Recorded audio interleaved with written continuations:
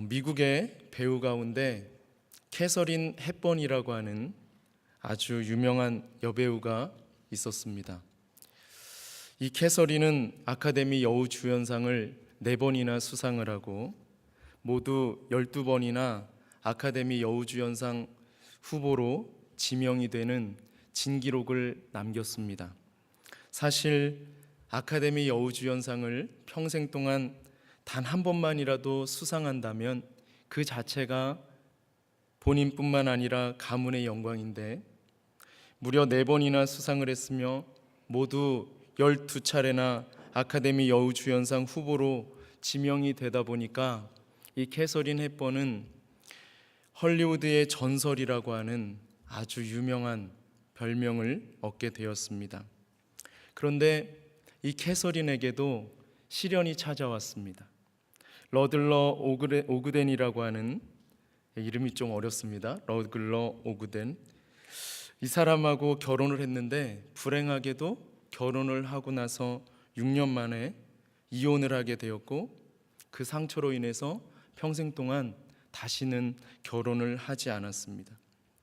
이혼이라고 하는 아픔을 경험한 이 헵번은 결혼은 사랑과 명예를 갉아먹는 끔찍한 일이라고 하면서 자신은 결혼을 믿지 않는다라고 말을 했습니다.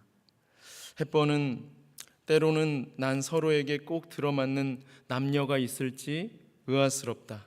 설령 그런 커플이 있다고 해도 옆방에 따로 살면서 가끔 만나야만 그 관계가 유지될 것이라고 하는 매우 비관적인 말을 하기도 했습니다. 결혼에 대한 단 한 번의 실패가 결혼을 정말 부정적으로 생각하도록 만들었을 뿐만 아니라 인생을 부정적이고 비관적으로 바라보도록 만들었습니다. 77세의 늙은 나이에 출간한 첫 번째 자서전인 아프리카의 여왕 촬영기라고 하는, 우리는 듣지 못했지만 이 책이 미국에서 베스트셀러가 되기도 했습니다. 그리고 80세가 넘어서부터는 건강이 점차 나빠지기 시작해서 결국은 97세의 일기로 세상을 떠났는데요. 그녀가 이 세상에 남긴 명언 가운데 한마디는 이것이었습니다. 삶은 힘들다. 결국에는 당신을 죽일 것이다. 이 말을 조금 다른 말로 바꾸어 보면 이런 말입니다. 고난은 힘들다. 결국에는 고난이 당신을 죽일 것이다. 97세라고 하는 정말 긴 삶을 살았고 아카데미 여우주연상을 4번이나 수상하였으며 또 책을 통해서 많은 사람들에게 영향력을 행사했던 사람의 말이라고는 믿기지 않을 정도로 정말 부정적이고 냉소적인 태도로 삶을 대했다는 것을 알 수 있습니다. 그런데 캐서린 헵번의 이 말처럼 삶은 정말 그렇게 힘들고 결국에는 우리를 죽이는 것일까요? 오늘 우리는 우리의 삶 속에서 일어나고 있는 고난의 문제에 대해서 어떻게 대처해야 하는 것일까요? 인생에서 일어나는 이 고난의 문제를 어떻게 대해야 하느냐는 굉장히 중요합니다. 왜냐하면 정말 놀랍게도 우리가 당하는 그 고난으로 인해서 인생의 새로운 의미를 부여할 수가 있기 때문입니다. 고난 때문에 비로소 인생의 새로운 의미를 발견할 수 있다는 것이 매우 낯설게 느껴집니다.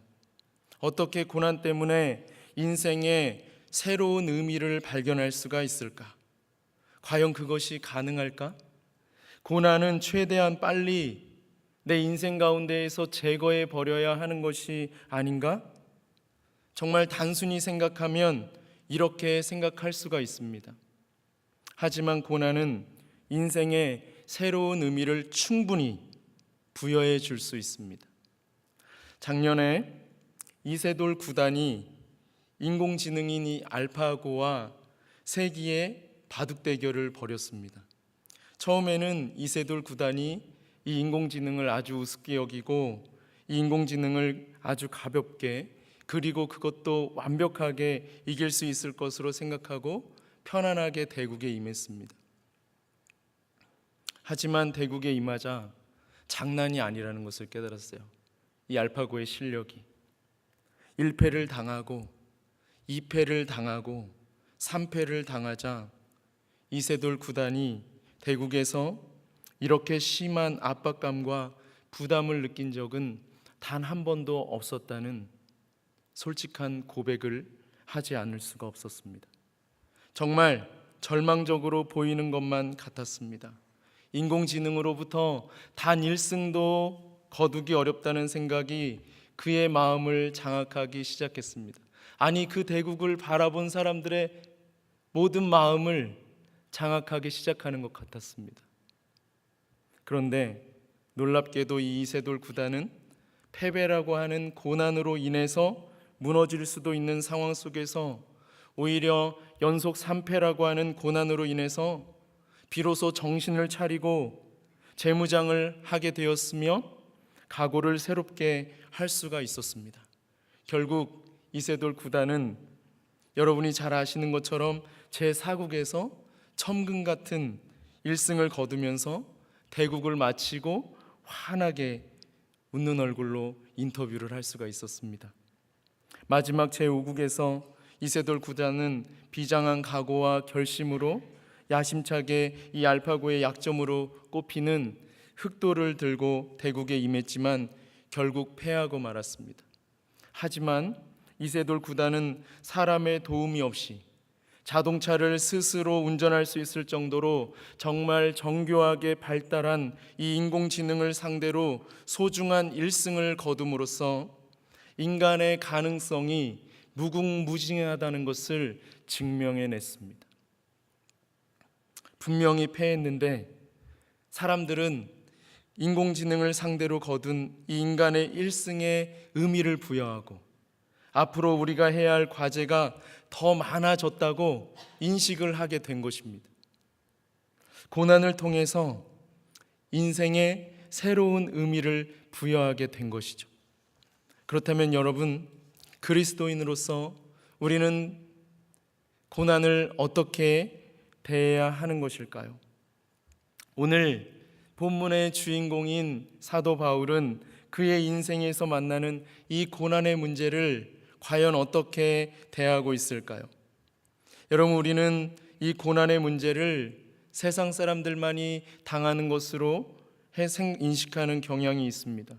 하지만 오늘 본문은 예수 그리스도를 믿고 살아가는 신자에게도 고난은 찾아온다는 진리를 분명하게 보여주고 있습니다.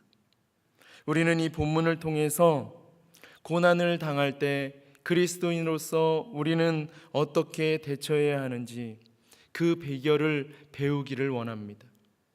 먼저 1절을 보면 사도 바울은 자신을 하나님의 뜻으로 말미암아 그리스도 예수의 사도가 되었다고 소개하고 있습니다.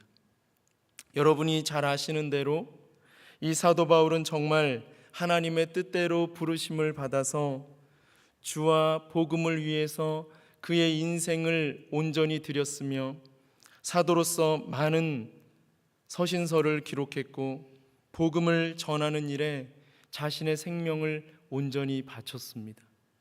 그렇게 주와 복음을 위해서 헌신했던 바울이 오늘 본문 8절을 보니까 놀랍게도 아시아에서 환난을 당했다고 고백하고 있습니다. 바울이 어떤 고난을 당했는지 우리 다 함께 한번 8절을 읽어보겠습니다. 8절 시작. 형제들아, 우리가 아시아에서 당한 환난을 너희가 모르기를 원하지 아니하노니 힘에 겹도록 심한 고난을 당하여 살 소망까지 끊어지고. 복음을 전하는데 자신의 전 생애를 바친 바울도 아시아에서 환난을 당했는데 오늘 본문 말씀을 보니까 얼마나 힘이 들었으면 살 소망까지 완전히 끊어질 정도로 정말 힘들었다고 고백하고 있습니다. 여러분, 정말 놀라운 고백이 아닙니까? 우리 가운데 한 사람이 만약 이런 고백을 한다면 아마 그건 믿음이 없어서 그래, 이렇게 할 것입니다. 그런데 이 고백을 한 사람이 여러분 누구입니까? 오늘 이 고백을 하는 사람은 주와 복음 때문에 결국 순교까지 당한 사도 바울입니다. 사도 바울이 믿음이 없어서 힘에 겹도록 고난을 당한 것이 아닙니다. 그러므로 우리는 인생에서 당하는 이 고난의 문제를 결코 가볍게 다루지 말아야 합니다. 이 8절의 말씀에 등장하는 여러분, 이 아시아는 지금 우리가 살고 있는 이 아시아 지역을 말하는 것이 아니라 이 로마의 한 지방으로 지금의 터키 서쪽에 있는 지역입니다. 그 당시에 이 아시아의 수도는 에베소였는데 바울은 이 에베소를 거점으로 선교 활동을 진행해 나갔습니다. 그럼 바울이 당한 환난은 여러분 어떤 환난이었을까요? 사도행전 19장 23절부터 41절을 보면 그 당시에 이제 이 바울이 당했던 환난에 대해서 자세한 기록이 나오는데요. 바울은 에베소를 비롯한 전 아시아 지역에 걸쳐서 복음을 전하고 있었습니다. 그 당시에 이 전 아시아 지역에 걸쳐서 바울이 복음을 전하는 데 있어서 어려운 것이 하나 있었는데 여러분, 그것이 무엇인지 혹시 아세요? 어떤 어려움이 있었을까요? 그 당시에 이 아시아 전역에는 이 우상이 굉장히 아주 많이 퍼져 있었습니다. 우상들이 아주 많이 퍼져 있다 보니까 바울이 이 우상을 섬기던 곳에서 전한 복음의 핵심은 아주 간단한 것이었는데, 인간이 만든 우상은 신이 아니다 라는 것이었습니다. 즉 바울은 하나님은 인간이 만들어낸 신이 아니라 오히려 온 우주 만물을 창조하신 살아계신 창조주이시다 라고 하는 너무나도 당연한 진리를 선포했습니다. 여러분, 그러자 문제가 발생했습니다. 어떤 문제가 발생했을까요? 그 당시에 이 에베소에는 세계 7대 불가사의라고 하는 이 웅장한 규모의 아데미 신전이 있었고, 이 아데미 신상을 만들어서 파는 우상 장사들이 가득했습니다. 그러다 보니까 바울이 사람의 손으로 만든 우상은 신이 아니라고 전하자 이 데메드리오라고 하는 우상 장사가 더 이상 이제 우상 장사를 하지 못하게 될 것을 염려해서 이 우상 장사들을 선동해서 바울과 바울의 일행인 가이오와 아리스다고를 붙잡아서 그들을 그 당시 사법기관인 미네에 넘겨버립니다. 다행히도 서기장이 공정하게 판단해서 이 가이오와 아리스다고는 아무런 혐의가 없다는 것이 인정이 되어 풀려나게 되었습니다. 바울은 이러한 환난을 단지 에베소에서만 겪은 것이 아니라 아시아 전 지역에서 계속해서 끊임없이 겪었습니다. 그래서 오늘 우리가 읽은 고린도 후서인 이 11장 23절부터 27절을 보면 이 바울이 당한 환난이 어떠했는지를 자세하게 기록을 하고 있는데요. 우리 다 함께 한번 고린도 후서로 한번 넘어가서 이 11장 23절부터 27절을 한번 찾아서 같이 한번 읽어보겠습니다. 고린도 후서 11장 23절부터 27절 같이 한번 읽어보겠습니다. 시작. 그들이 그리스도의 일꾼이냐 정신없는 말을 하거니와 나는 더욱 그러하도다.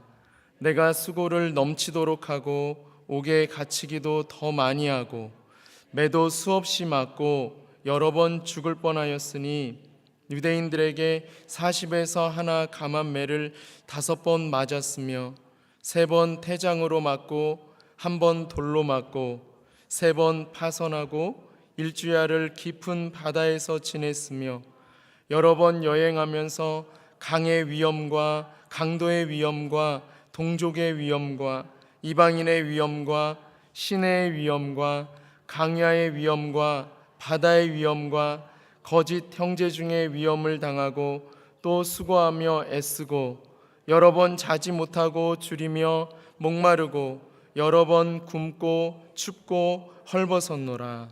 아멘. 이 말씀을 보면 사도 바울이 얼마나 많은 고난을 당했는지 상세하게 나와 있는데요. 바울은 정말 상상하기 힘들 정도로 엄청난 고난을 겪은 사람이었습니다. 복음을 전하다가 감옥에 갇히기도 많이 했고 매도 많이 맞았으며 죽을 고비도 여러 번 넘겼습니다. 이런 고난을 당하면서도 바울은 절대로 복음을 전하는 일을 포기하지 않았습니다. 그런데 계속해서 생명의 위협을 받을 정도로 극심한 고난을 겪다 보니까 제 아무리 의지가 강한 이 바울이라고 할지라도 살 소망이 이제는 끊어지게 되었습니다. 바울이 이런 고난을 당하면서 자신이 왜 그러한 고난을 당하게 되었는지 그 이유를 깨닫게 되었는데요. 그 이유가 오늘 우리가 읽은 본문 9절에 나와 있습니다. 다시 한번 이제 본문으로 돌아와서 우리 다 함께 9절을 같이 한번 읽어보겠습니다. 9절 시작. 우리는 우리 자신이 사형 선고를 받은 줄 알았으니 이는 우리로 자기를 의지하지 말고 오직 죽은 자를 다시 살리시는 하나님만 의지하게 하심이라. 아멘. 여러분, 이 말씀을 한번 유심히 살펴보십시오. 이 말씀을 유심히 들여다보면 바울과 이 바울의 일행이 실수했던 것 한 가지를 발견할 수가 있는데요. 여러분, 그것이 무엇일까요? 이 바울과 바울의 인행은 자기 자신을 의지했다는 것입니다. 바울은 지금 사형 선고를 받은 것처럼 느꼈다고 고백하고 있습니다. 왜 이렇게 느꼈을까요? 자기 자신을 의지했기 때문입니다. 자기 자신을 의지해서 사역을 할 때 이 바울은 죽은 것만 같았습니다. 그렇게 힘든 시간을 보내다가 이 사도 바울이 깨닫게 된 한 가지 사실이 있었는데 그것은 바로 환난을 허락하신 하나님의 섭리였습니다. 하나님께서는 왜 바울에게 이런 여러 가지 환난을 허락하신 것일까요? 복음을 전하고 있는데도 불구하고 왜 그토록 많은 시험과 환난을 당하는 것일까요?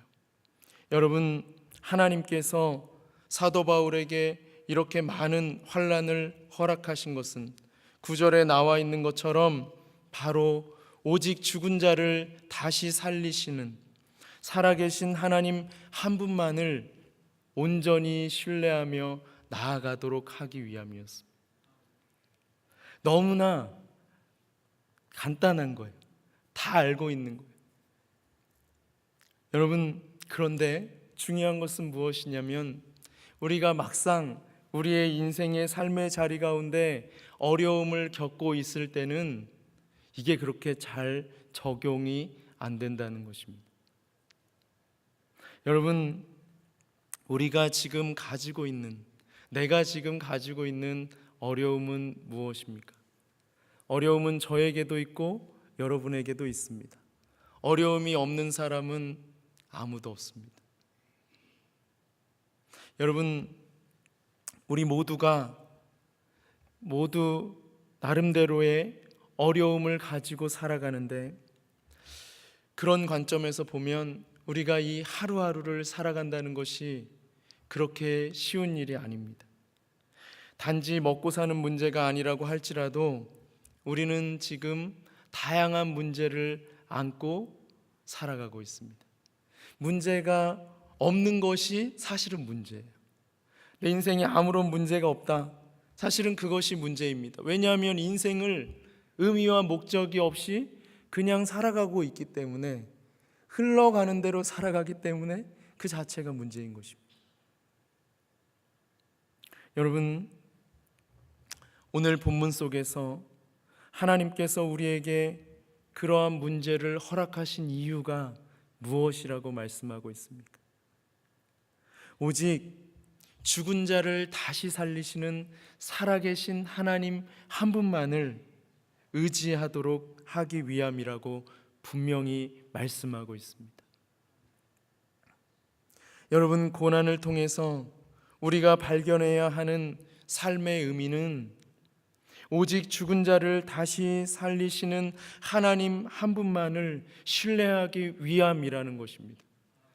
여러분, 이게 고난이 없으면 오직 죽은 자를 다시 살리시는 하나님도 그 인생의 자리에서 경험할 수가 없어요.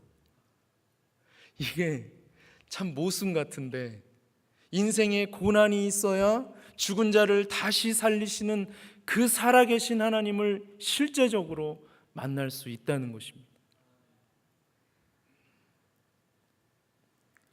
여러분, 아무리 어렵고 힘든 상황 속에 있다고 할지라도 죽은 자를 다시 살리시는 이 하나님 한 분만을 믿으면 그 문제는 하나님이 주시는 힘과 능력으로 거뜬히 이겨낼 수 있습니다. 여러분, 사실 이 교회를 건축하고 이렇게 우리가 편안하게 예배 드리기 전에, 저는 사실 그렇게 많이 경험해 보지 못했지만 그 전에는 정말 가마떼기를 깔고 천막을 치고 그렇게 예배를 드리지 않았습니까? 그때는 오히려 믿음이 살아 있었어요. 살아계신 하나님만을 의지하며 나아간다는 것이 무엇인지 너무나 잘 알고 있었습니다. 그래서 기도의 자리가 뜨거웠습니다. 누가 기도하라고 해서 기도하는 것이 아니라 살아계신 하나님이 있음을 내가 믿기에 오늘 나의 삶의 자리 가운데 있는 어려움의 문제를 가지고 전능하신 하나님 앞에 간절히 간구하며 나아갔던 것이죠. 그런데 오늘 우리는 이렇게 아름다운 예배당을 짓고 편안하게 예배를 드릴 수 있어서 그런지는 몰라도 그 하나님을 간절히 찾고자 하는 마음이 약간은 작아진 것 같습니다. 아니, 제가 그런 것 같아요. 정말 마음 가운데 염려와 근심과 불안과 걱정이 떠나지를 않습니다. 하나님을 믿는다고 하면서 여전히 먹고 살 것 때문에 걱정을 하고, 여전히 자식 문제로 걱정을 하고, 여전히 직장 문제로 걱정을 하며, 여전히 세상과 타협하여 세상 속에 동화되어 살아가는 자신을 발견하는 것이 나의 모습이 아닙니까? 여러분, 그러므로 오늘 말씀을 우리가 정말 하나님이 나에게 주시는 말씀으로 여기고, 이 말씀을 우리의 신비에 새기고, 이 말씀을 붙잡고 다시 한번 우리의 삶의 자리에서 우리 모두가 다 일어나기를 간절히 소망합니다. 여러분, 지금 나의 눈앞에 보이는 문제가 아무리 크다고 할지라도 걱정하지 마십시오. 하나님은 그러한 모든 문제를 다 해결해 주실 수 있는 전지전능하신 분이십니다. 여러분, 오히려 오늘 사도 바울과 같이 믿음의 모험을 한번 해보십시오. 바울은 환난 가운데서 깨닫게 된 놀라운 은혜를 기초로 해서 이 10절의 말씀에서 이렇게 고백하고 있습니다. 우리 다 함께 한번 10절을 읽어보겠습니다. 시작. 그가 이같이 큰 사망에서 우리를 건지셨고 또 건지실 것이며 이후에도 건지시기를 그에게 바라노라. 아멘. 여러분, 사도 바울이 믿음의 모험을 하며 나아갈 때 하나님께서 큰 사망에서 우리를 건지셨고 또 건지실 것이며 이후에도 건지실 것이라고 하는 소망을 얻을 수가 있었습니다. 여러분, 이 짧은 한 절에서 하나님께서 바울을 건지셨다고 하는 고백이 3번이나 반복이 되는 것을 볼 수가 있습니다. 한 번은 과거형으로, 한 번은 현재형으로, 한 번은 미래형으로 고백이 되어지는 것입니다. 여러분, 우리의 인생을 살아가는 동안에 이렇게 큰 사망에서 건지시는 하나님의 은혜를 우리는 날마다 경험하며 나아가야 할 것입니다. 여러분, 바울이 환난 가운데서 깨닫게 된 이 놀라운 은혜가 무엇입니까? 큰 사망 가운데에서 건지셨고 건지실 것이며 또다시 건지실 것이라고 하는 은혜입니다. 여러분, 아까도 말씀드린 것처럼 이러한 고백은 단지 그냥 환난을 경험한 사람만이 할 수 있는 고백이 아니라 내 힘으로는 도저히 어떻게 할 수 없는 환난 가운데에서 건지시는 하나님의 은혜를 실제적으로 경험해 본 사람만이 할 수 있는 고백입니다. 환난만을 경험한 사람은 이러한 고백을 못해요. 그 환난 가운데에서 건지시는 하나님의 능력을 경험한 사람만이 이러한 고백을 할 수 있습니다. 여러분, 오늘 이 고백은 오직 죽은 자를 다시 살리시는 살아계신 하나님 한 분만으로 인해서 살 소망이 끊어질 만한 상황 속에서 건짐을 실제로 경험한 이 바울의 내공이 느껴지는 살아있는 고백입니다. 여러분, 우리가 말씀을 문자적으로 읽지만 말씀은 살아있습니다. 그래서 성령이 충만할 때는 이 말씀이 바울의 생생한 간증으로, 바울의 고백으로 나의 마음의 두 귀에 쟁쟁하게 울릴 정도로 들리는 것을 경험할 수가 있어요. 여러분, 그러한 경험을 하게 될 때 우리가 삶의 자리 가운데 엎어지고 자빠지고 넘어져 있다고 할지라도 오직 살아계신 하나님, 큰 사망에서 나를 다시 살리시는 전능하신 하나님을 믿는 믿음으로 불뚝 일어나게 되는 것입니다. 여러분, 내가 가지고 있는 수단과 방법으로 우리가 스스로 환난 속에서 빠져나오는 것이 중요한 것이 아니라 모든 것을 다 하나님께 맡겼을 때 하나님께서 우리를 환난 가운데에서 건져주시는 경험을 하는 것이 중요합니다. 우리가 가진 돈, 우리가 가진 능력, 우리가 가진 수단과 방법을 사용하는 것이 아니라, 목사님께서 말씀하시는 것처럼 이성을 사용하는 것이 아니라 하나님의 방법을 통해서 하나님께서 하시는 역사를 나의 삶의 자리에서 실제적으로 경험하는 것이 중요합니다. 여러분, 그래야 믿음의 야성이 길러지고 어려움 가운데에서도 믿음으로 나아가는 담대한 용기가 생기는 것입니다. 그렇다면 여러분, 오늘 바울이 찬송하는 하나님은 어떤 하나님입니까? 3절과 4절을 우리 같이 한번 읽어보겠습니다. 3절과 4절 시작. 찬송하리로다. 그는 우리 주 예수 그리스도의 하나님이시요 자비의 아버지시요 모든 위로의 하나님이시며 우리의 모든 환난 중에서 우리를 위로하사 우리로 하여금 하나님께 받는 위로로서 모든 환난 중에 있는 자들을 능히 위로하게 하시는 이시로다. 아멘. 여러분, 오늘 이 말씀을 보면은 바울이 이 말씀을 기록하면서 얼마나 흥분을 했는지를 알 수가 있어요.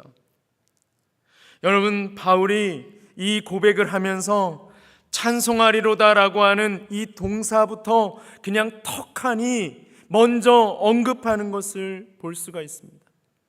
여러분, 왜 이렇게 동사부터 먼저 기록한 것일까요?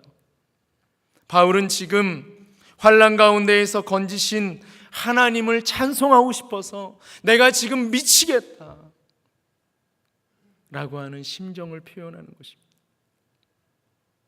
하나님이 이렇게 써, 그래서 이렇게 쓰는 게 아니에요. 여러분, 바울을 환난 가운데에서 건지신 이 하나님은 어떤 하나님이십니까? 3절을 한번 보십시오. 우리 주 예수 그리스도의 하나님이십니다. 또한 자비의 아버지이십니다. 또한 모든 위로의 하나님이십니다. 우리의 모든 환난 중에서 우리를 위로하실 수 있는 하나님이십니다. 여러분, 믿으십니까? 여러분, 제가 중요한 건 아니잖아요. 이 말씀이 중요한 거죠. 여러분, 내가 믿고 있는 하나님이 그런 하나님이십니다.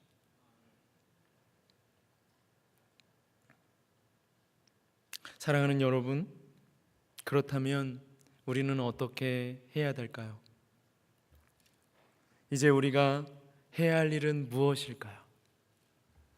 여러분, 그동안 여름을 지나면서, 무더운 여름을 지나면서 이렇게 조금 약간 우리가 느슨해진 것이 있습니다. 약간 좀 풀어진 것들이 있는데, 여러분, 먼저 우리가 전심을 다해서 기도의 자리로 나아가야 합니다.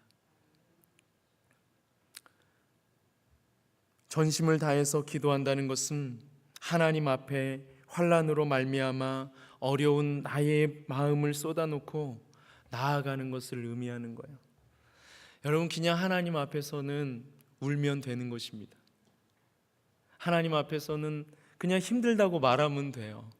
그냥 막 어떤 여러 가지 많은 어떤 막 구구절절한 그러한 설명이 필요한 것이 아닙니다. 하나님은 이미 다 사실 알고 계세요. 내 마음을 그냥 주님 앞에 쏟아놓기만 하면 주님은 그때부터 나의 진심을 아시고 일하시기 시작합니다. 여러분, 정말 우리가 그렇지 않습니까? 이렇게 부모님을 만나서 이렇게 어린 아이들이 어떤 어려움 상황 가운데 빠져 있을 때 부모님을 만나면 제일 먼저 하는 게 뭐죠? 달려가서 그냥 우는 거예요. 딴 게 없습니다. 그냥 우는 거예요. 그러면 엄마가 다 위로해주고 눈물도 닦아주고 다 모든 문제 다 해결해 주는 거예요. 그게 전적으로 하나님을 신뢰하는 믿음의 고백이에요. 여러분, 근데 눈물이 나질 않는다는 게 문제죠. 내 마음 가운데 그 믿음이 없기 때문에 눈물이 나지 않는 거예요. 어떻게 보면 전심을 쏟아놓고 하나님께 나아가는 것이 쉬운 일 같지만 어떻게 보면 그것이 가장 어려운 일이라는 것을 알 수가 있습니다.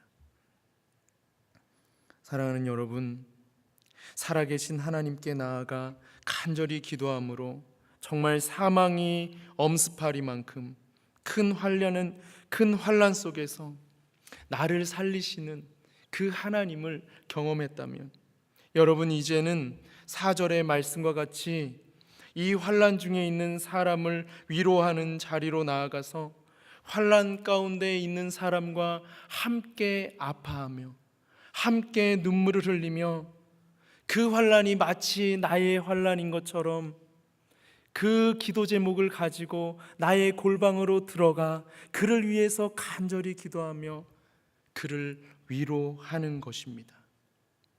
여러분, 이렇게 다른 사람을 위로함으로 섬길 때 여러분, 그 인생이 초라해 보이는 인생이라고 할지라도 그 인생 가운데 빛이 나기 시작하는 거예요.